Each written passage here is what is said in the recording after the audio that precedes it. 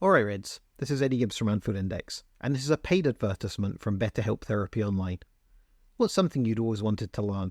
Remember back when you were a kid, always curious, always discovering something new. Now think about this, as an adult, do you still spark that joy of learning new things? Whether it's gardening, picking up a new language, or maybe mastering bowling to outshine your best friend, it's essential to keep that spirit alive. And guess what?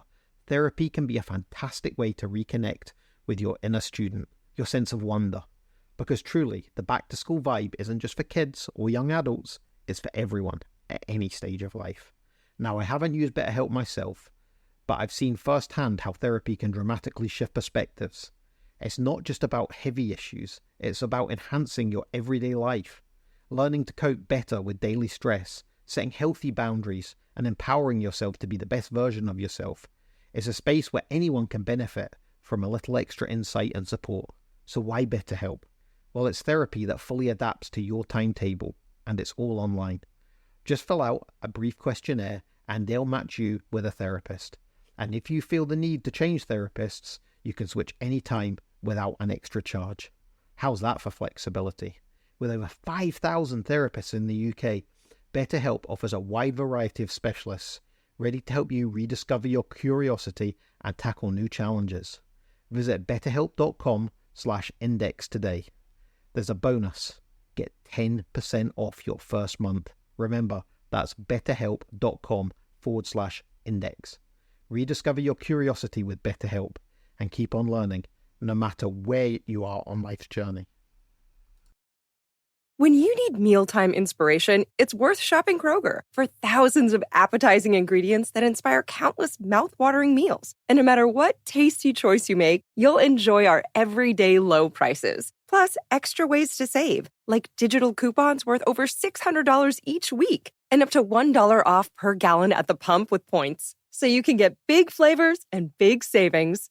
Kroger, fresh for everyone. Fuel restrictions apply.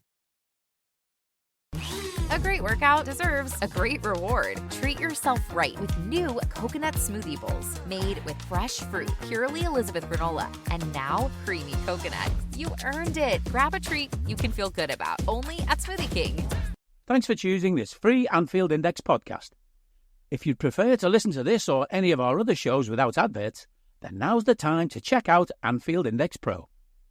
With AI Pro, you can supercharge your entire listening experience. You'll not only get all of our podcasts without the ads, but you'll have them far faster with our Quick Publish feature available exclusively for subscribers.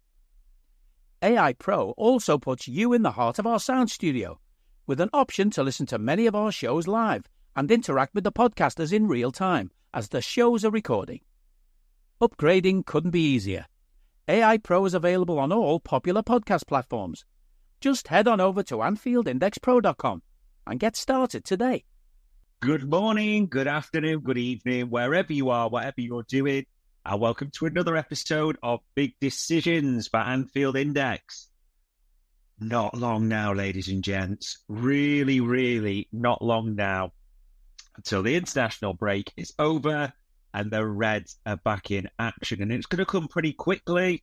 Saturday, or this coming Saturday, 3 p.m. against Nottingham Forest, isn't it? And I always find there's a bit of joy at this period because you're hoping you'll start to see the players back from international duty, all healthy, although from what we know today, that may be something different, but we're all praying, aren't we? So, what's on the Big Decisions docket today, ladies and gents? Quite a bit, actually. We'll be talking about the approach with the games coming up, how we're going to tackle them, how slot may or may not rotate. That'll be the first thing. We'll be talking about internationals. Do you like internationals? They're a good or a bad thing. Some of the players have played brilliantly. Is that good for us? We'll have to talk about that. The injuries, a rotation, what we'll do, especially with the big news we've got today. If you haven't already heard that, we'll have that on the docket as well. We'll talk contracts and the latest update. Quite a few things being said, isn't there, or not said, as the case may be. Queen Kelleher's comments, they've got to be on the docket at the same time as well. Do they mean anything? Were they expected? Can we make any moves or not? That's the funny one. Kylian Mbappe. There's stories come out from L'Equipe, haven't there? all sorts of things for that. So we'll have a quick chat around that. And then we'll even talk 2027 and a few contracts and how things may or may not be on the docket for a multitude of players. So let's get into it, ladies and gents. Your first big decision.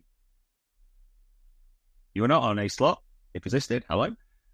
How would you tackle, though, these games coming up? Because if you look, we're finally out this period, aren't we, of 1 a week. It's kind of a shame because we've been absolutely thriving in it. But international football has put paid to that.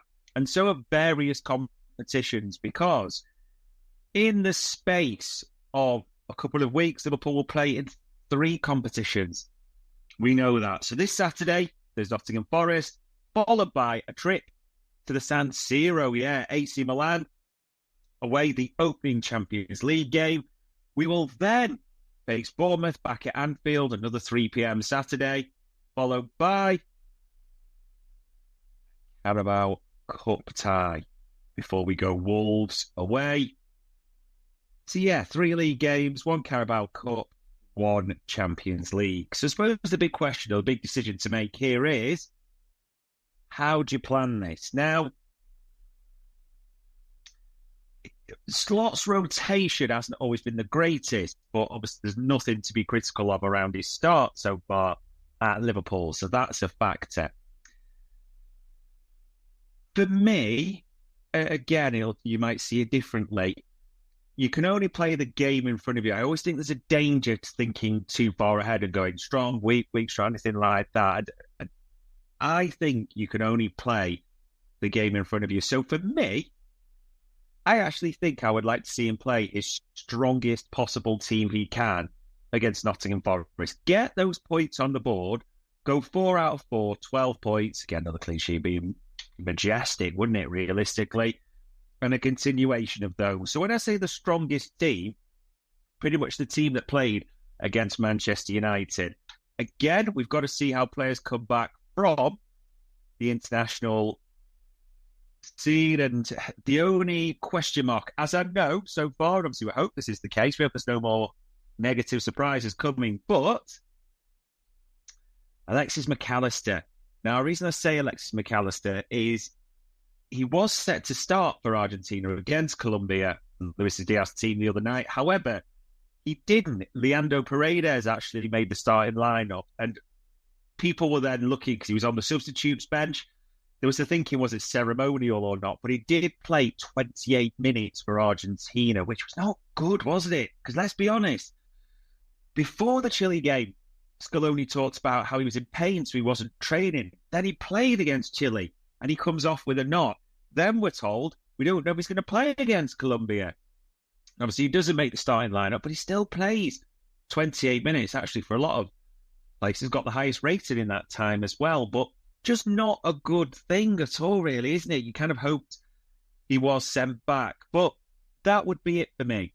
Put your strongest team out against Forest. You never know how that game's going to go, don't get me wrong. But ideal scenario then says you take players off like you were doing, Trent, Salah, after a certain period, so they can then go into the San Siro. However, see how it goes. Strongest team for me against Forest, and then look what you've got against Milan. And by the way, when we talk about rotational options, it's still a strong squad, as we know, available. That Chiesa can come in. He's been training. Darwin Núñez has had 2 weeks. Joe Gomez as well at the AXA.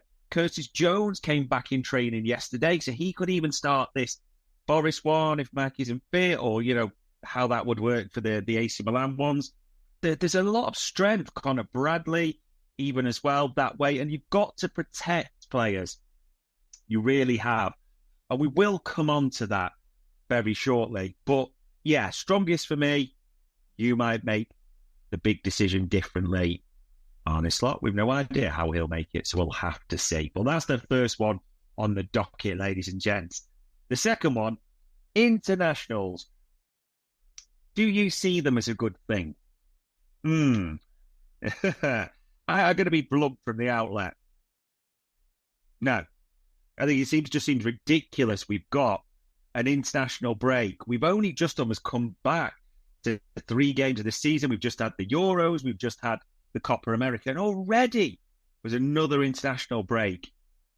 There's even one coming up in October. Honestly, to me, personally, it feels ridiculous. Now, I know there were people, and I get this, like the players, who were very proud of international football, their country, fair play to, like, love seeing those, compadres pull on the shirt. Can't knock that in any way. I am not one of them. I don't feel any resonance with the England team. I just think that's important to set that context straight away.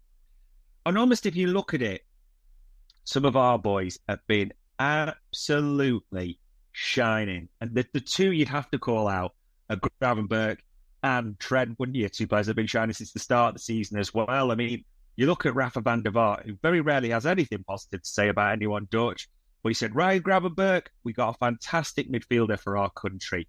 Arne Slot brought him back to his highest level. His potential is fully coming out.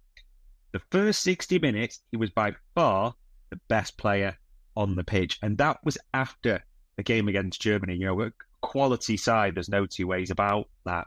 He also talked about that pass by Ryan Gravenberch. I actually wanted to go home after he gave that pass because it ain't going to be any more beautiful than that. I mean, Ryan Gravenberch was brilliant these two games for Holland. There's no two ways about it. That pass, if you see it, erotic. That half volley that goes right into his path, absolutely sensational. I mean, he should have had an assist for that. He got an assist as well during that game, but for those two, he's been absolutely brilliant. So there's that to factor in. He could say keeping his confidence levels up. I could see that. Trent as well. I mean, 2 man of the matches back to back in both games, Ireland and Finland. That pass for Gordon, erotic as well, innit? That just between the defenders, should have had an assist there.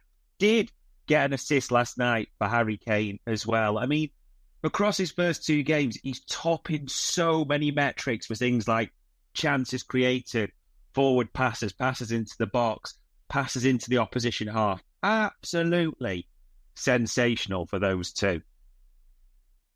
And yeah, I don't like it. I can't pretend on that.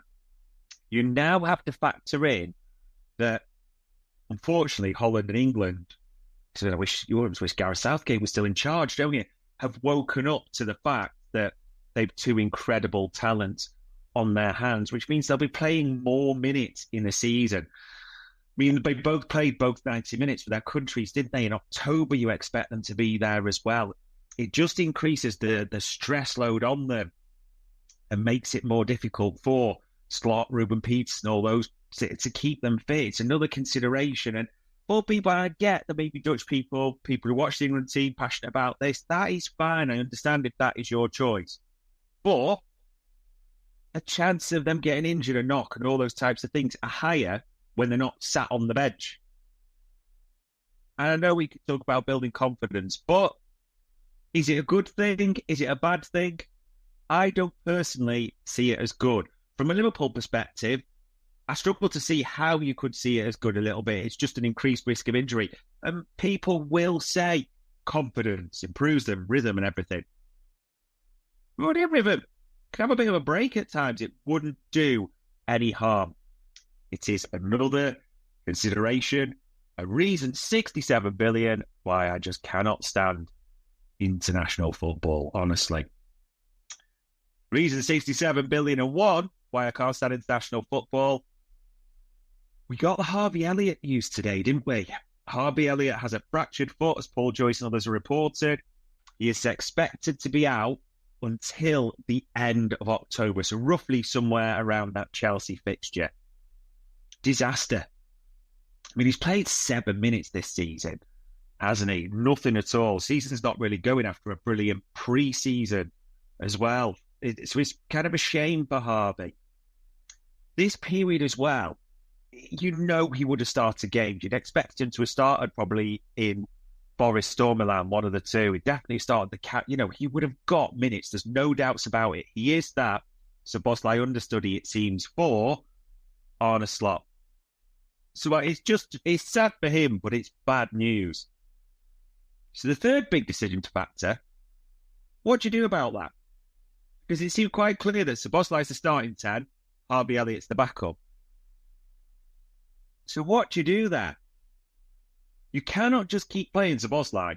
We saw this last season. Brilliant start, firing, overplayed him, injured, re-injured. We know that's what happened last season. You have to learn your lessons. Szoboszlai also playing minutes galore for Hungary, playing brilliantly as well. Again, no doubts about it, but starting both games, you have to balance his load that way. So what do you do? I mean, there's options here. There is options. You could put 4 forwards on the pitch, you know. We have got 6 attackers now. There is an option to play someone like Gakpo in the 10. There's others who could play in the 10 in the forward line as well. Games a possibility. So, that is a consideration. Yeah? A forward could come in to that 10 position. Less stress on the midfield that way. The other option is you look to what else in your midfield arsenal, because Curtis Jones is back fit. Brilliant news. But obviously now there's a bit of a worry over McAllister, isn't there? And you have to rotate that way. So maybe a beneficiary from it could be someone like a Tyler Morton or Endo. Now, I know you look at that starting lineup and say it's McAllister's a boss like Granford. You would drop those. Correct. That's the strongest at the moment. They have the starting shirts without rotation. You can't debate that. So then you look at the others and you'd say Curtis Jones would probably be the next in line. Harvey Elliott would have been. Endo, then Morton. But actually, it might have been just one had a chance. Now both might have chances. Yeah, Morton and Endo both played for the countries, one at under 21 level, one at senior level. Morton seems to have a good game the other night as well. I do just wonder if he does go the midfielder route. I just suspect he fancies Morton more than Endo. I just really get the impression he does not. Could be wrong, but fancy Endo at all. So that would have to be a consideration. Maybe even in the Carabao, someone like Trey Ione gets the option on the nod. It's possible, isn't it? But it's not disaster. But it's not good news. It's bad news, isn't it? Let's be honest. I suppose the big decision is, who do you think comes in for the minutes that Harvey would have had? I just wonder if Tyler Morton might be a beneficiary. Because then you've got Morton who could play alongside Gravenberg or someone deeper, and he could push up a Jones. You could push up McAllister. Trey could play the 10 like he has for the under-18s for England. You know, he did it for a little bit, didn't he, pre-season? So, yeah, that will be the big decision. What do you think happens to Harvey Elliott's minutes? We'll only have to wait a month or so to find out. Now, the big three. We talk about the big three all the time, these contracts, don't we? Van Dijk, Salah, Trent. And it's interesting because we had Jonathan Northcroft from the Sunday Times on Media Matters. He said it would be tough to do both Salah and BBD because of the wages, what do they expect? He actually said as well, I enjoyed it, but I know it sounds like a selfish plug, but listen to it. He talked about he expects they will both want 3 years. That could be difficult, couldn't it? That's a big decision. And for some parts, and I've said this, so I can't be hypocritical, I'm like, Van Dijk and Salah clearly said, we want to stay. That's the message they both put out through agents, intermediaries, the press, however you want to say it. Virgil talked more openly about another couple of years. Salah, Mel Reddy, Paul Gorst, all the sources around him, clearly he wants to stay. However, 3 years, if that's what they're asking, that's the difficult one in a certain way, because a couple of years sounds great. Virgil talked 2 years, didn't he? So it's how long? Is it 2+1, the option? Liverpool will want to get it done. Virgil and Salah clearly want to stay. So you think it should be straightforward, shouldn't it? And bare minimum, as I talked about it, as Sam Maguire mentioned. But there's also a brilliant Sam Maguire article out. You should read it around resetting the wage bill. And I don't want to give everything away on that. It's a really, really good one that I'd shout out, go and read. But I do just wonder, and it's a good point with what Sam wrote, with what Jonathan Northcroft has referred to. It should, for me, be like no-brainer, but it's almost not at the same time. 3 years for Van Dijk and Salah. Yeah, that might just be something there could just be, I think, the thorn in the side for these entire negotiations for Liverpool fans. We'll have to see. Trent, there's nothing really come out, but his football is doing the talking to some tune, isn't it? Sensational since the start of the season. Brilliant for England. How he's not on like 5 or 6 assists already is unreal, but he's absolutely such a key player for club, country. I actually don't think this is a big decision, particularly if you can get it done. It's Trent's big decision. Does he want to stay? That's maybe a worry that we're all a little bit unsure about. Don't get me wrong. If you can get Trent Alexander-Arnold done, you do it. It's a no-brainer. It's straightforward. When you need mealtime inspiration, it's worth shopping Kroger for thousands of appetizing ingredients that inspire countless mouth-watering meals. And no matter what tasty choice you make, you'll enjoy our everyday low prices. Plus, extra ways to save, like digital coupons worth over $600 each week and up to $1 off per gallon at the pump with points. So you can get big flavors and big savings. Kroger, fresh for everyone. Fuel restrictions apply. This podcast is sponsored by Ramp. Are you the decision maker in your company? Consider this. For the first time in decades, there's a better option for a corporate card and spend management platform. Meet Ramp, the only corporate card and spend management system designed to help you spend less money so you can make more. With Ramp, you get full visibility into your company's spending and control who spends what with each vendor. Ramp's software collects and verifies receipts instantly to save your team valuable time. Ramp automates data entry and routine tasks with automated approvals, expense categorization and bill payments, time-consuming tasks. Which means you'll stop wasteful spending and close your books in hours instead of days. Businesses that use Ramp add up to 5% to their bottom line the first year. If you're a decision maker, adding Ramp could be one of the best decisions you've ever made. Get $250 when you join Ramp for free. Just go to ramp.com/easy. Ramp.com/easy. RAMP.com/easy. Cards issued by Sutton Bank and Celtic Bank, members of FDIC. Terms and conditions apply. And that might be a case of, and we're speculating a bit based on the figures. It might be they say 250 grand. They want to raise it to. He wants 300 grand. You just roll over. Sorry, don't get me wrong, but you have to get Trent Alexander-Arnold done if you can. It's that simple. You cannot let a £150 million talent walk out the door for free. So you have to compromise, like it's been talked upon for the other two as well. If he's asking for a bit more that you want to pay him, what's the alternative? Suppose you ask for 300 grand, you're thinking, I don't want to pay him 250, 275 tops. What's the alternative? He walks away for free. All the chips are on this side of the table. The length of contract, yes, you're probably thinking 5 years. He'll know it's the last big one of his career. If he say wants 4, you want 5. He holds all the chips. You just have to get this one done if you can. If the decision has already been made by Trent's camp around waiting a little bit, Real Madrid, we never know when I'm speculating on this. But it's all about if you can get it done, do it. It's that straightforward. You have to get them done, or you have to get Trent's done, the other two. You want to get done. But I think the big decision is Trent really has us over a barrel a little bit, but you have to get it done. You might see that differently. But yeah, there you go. That's that one. Queven Kelleher. We never really hear from him at all, do we? I can't really think of ever we've heard from him. But we heard from James Pearce's interview about wanting to be a number one. So we knew that. Then we had the Irish press conference where he kind of looks quite laid back, doesn't he? Kind of slanted at an angle a little bit, ruffling the hands through the hair, being asked questions almost, just answer honestly, almost not an arrogance, but a nonchalance to the way he was doing it, I would say. So he was asked about Liverpool future, and obviously that caused a bit of a furore with some people. He said, sometimes it's like it's 100% my decision, but at times it's not always in my hands. And he said clearly in that as well, he wants to be a number one. So people jumped on this a little bit, didn't they? But why is he saying this, around this time? Is it rocking the boat, the first real challenge to start? I see all sorts of things.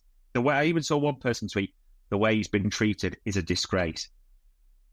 Why? Liverpool have made it clear since the start of the summer, that if the price was met, they're happy to let him go. They've communicated it through patch journalists quite clearly. Somewhere around that 25 million mark, we'll get it done. They were really clear on that. They knew he was open. He wanted to be a number one elsewhere for a few years. We've done that. Liverpool have known that. It's no secret. He's spoken about it publicly. So the situation was always, bring us a suitable offer. Now, the one thing that can't be held against Liverpool is it's not their fault that some Premier League clubs are stupid. It's not their fault that Southampton bought Aaron Ramsdale for 25 million instead of Kelleher. A stupid move. It's not their fault that Newcastle spent £19 million on James Trafford when Kelleher was there. A stupid move. I just think for Newcastle, it would have been a sensational transfer and been so important for them to get Kelleher. At Southampton, it could have been the difference between them staying up or not. I genuinely mean that. I think it's so foolish. However, we only got wind of an official offer, didn't we? From Nottingham Forest. Now, get this offer. James Pearce, who tweeted the same day as that interview came out and wrote the story. On the last day of the transfer window, Nottingham Forest offered 7 million plus Matt Turner for Caoimhin Kelleher, which probably makes the total value of that £7 million, to be honest.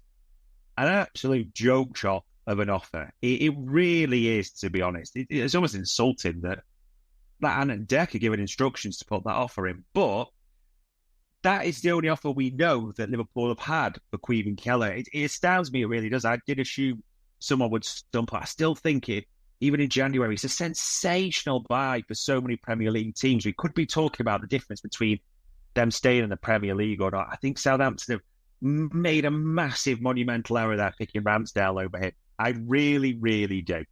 But we will see what happens there. The big decision on this, people have reacted in different ways. What has Kelleher told you that you didn't already know, though?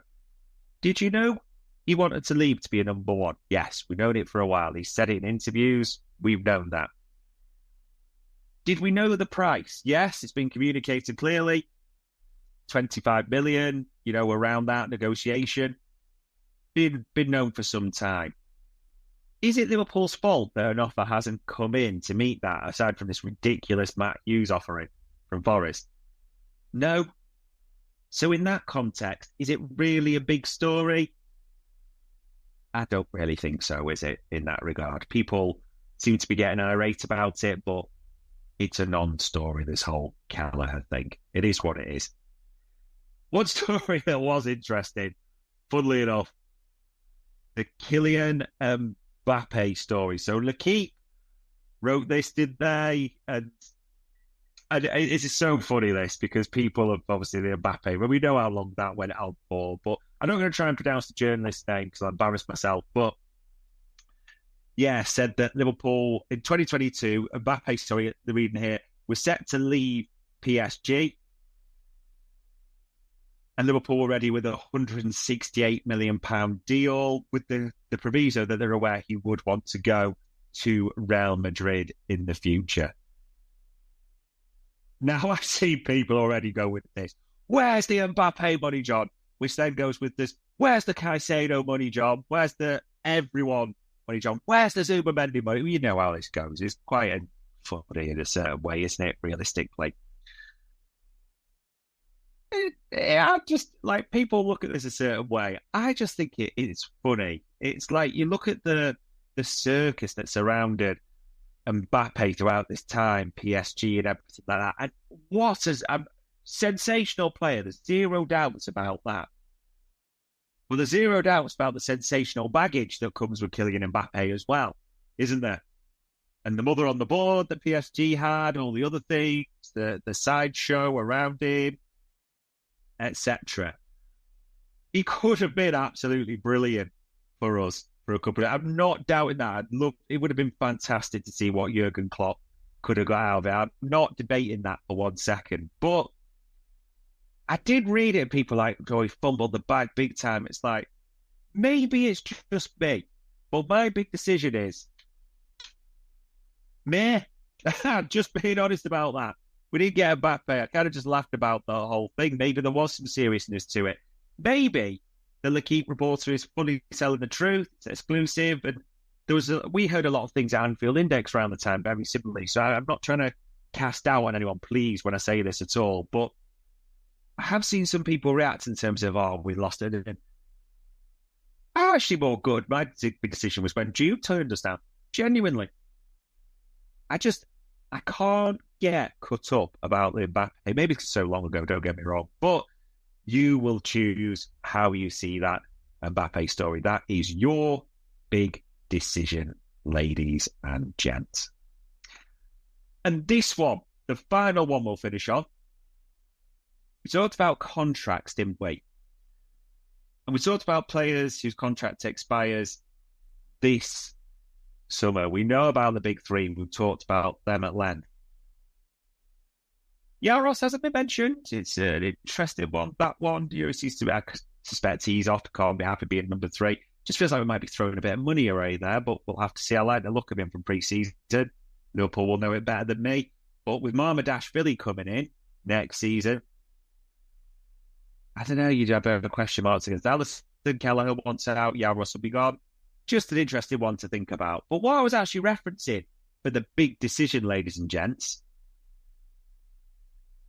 how do you stand around 2 that expire in 2026?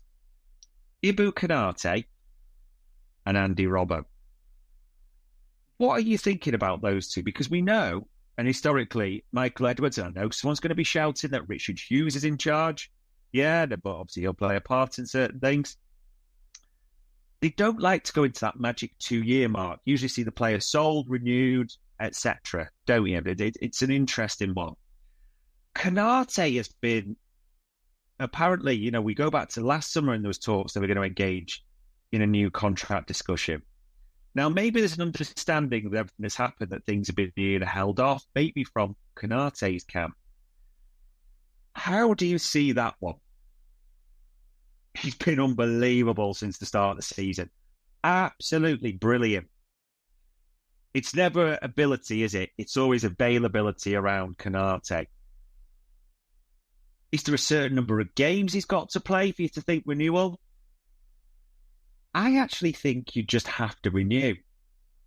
I think you can't be getting into the problems again that you were getting into for the 3 you've got now.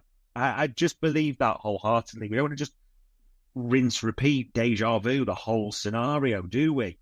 So if you get him renewed as well, I know the others are 3 priorities, but I would do it this season before he goes into the final year. Then at the same time, you've got that asset protection. And if he does want PSG, a change, which we don't really know, he seems to be happy. He's brilliant on the pitch at the moment.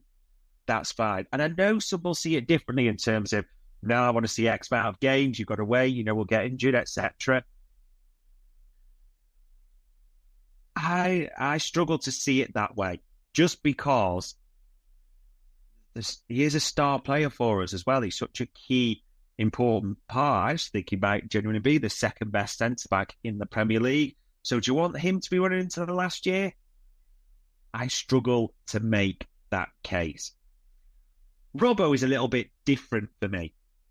I mean, let's get all the positives out of the way. 8 million, brilliant server, brilliant character, sensational, got a trophy haul, won of the lot for Liverpool. No doubts about that at all. And then you come to the last few years. Definitely a downward trajectory in terms of performance. Definitely injury concerns now come into the mix. Definitely age. I mean, Robbo will be 32 at the time his contract expires. Even this season, I was honest, I wanted a left-sided defender, whether it be a left centre-back or one that could play left-back as well. I was quite keen for that, to at least give him competition. That was my honest thing. The problem I'm seeing still with Robbo, pretty bad against Ipswich. I know Quanta was taken off, but Robbo was lucky to survive. He made numerous errors, didn't he? Silly fouls. Just seemed to struggle in that slot setup at first. I think that's fair to say. Even against United, when everyone was brilliant, just a couple of rash decisions. One where, if you remember, he just kind of bombs out, and we said it's strange. He kind of sometimes just runs out and then he drops ridiculously deep at the same time, Robbo, doesn't he? So there's those two elements. And then there's that one where it was just crossed and he was watching Xerxes. You can almost see he's going to jump. He's going to put pressure on him. But he didn't jump. It was a bit strange. In the grand context of everything, it didn't matter too much. But you can't pretend it's been a sensational start from Robbo. It doesn't mean it's bad. It's not something that's good or bad. We don't have to be that literal. However, I do just wonder whether a renewal is on anyone's mind. I do wonder with Robbo being 32 at that time. We know his affiliation with Celtic and his love there. There almost is a romance to that move for him, isn't there, and Celtic fans? And I wouldn't begrudge them it. I wouldn't begrudge him it as well.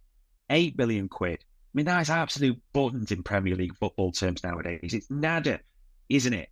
Spend more on agent commission fees. Let's be honest in that context. So, what would you do with Robbo? My big decision is, as much as I will 100% put a contract into Canate, so I was trying to get that done for the reasons I mentioned, I'd let Robbo roll. I really would. I'm not seeing any reason whatsoever. I think the fact we didn't do it this summer means it's an absolute priority for the next one. Obviously, things will be defined by how we do contracts for the big three, but that still factors in as a priority for me. No two ways about it. So, Canate, think you've got to get done. Robbo, I would roll. Those are the two 2026 expiring players, and we're not jumping ahead. We know there's the big three. You just don't want to repeat the same fiasco again, do you? I have question marks. But there we go, ladies and gents. It's Wednesday, 11th of September.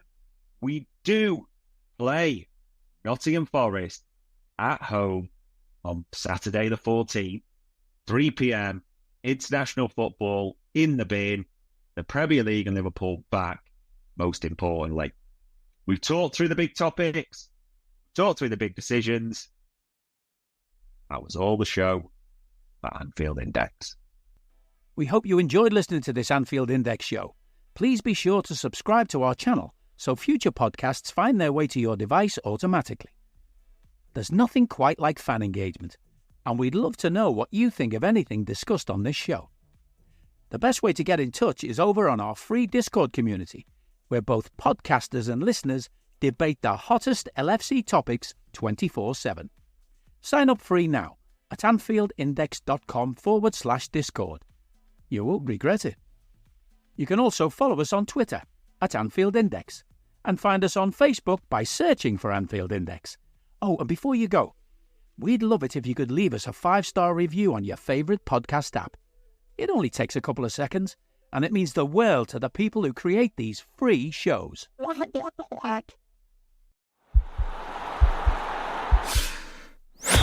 This podcast is part of the Sports Social Podcast Network.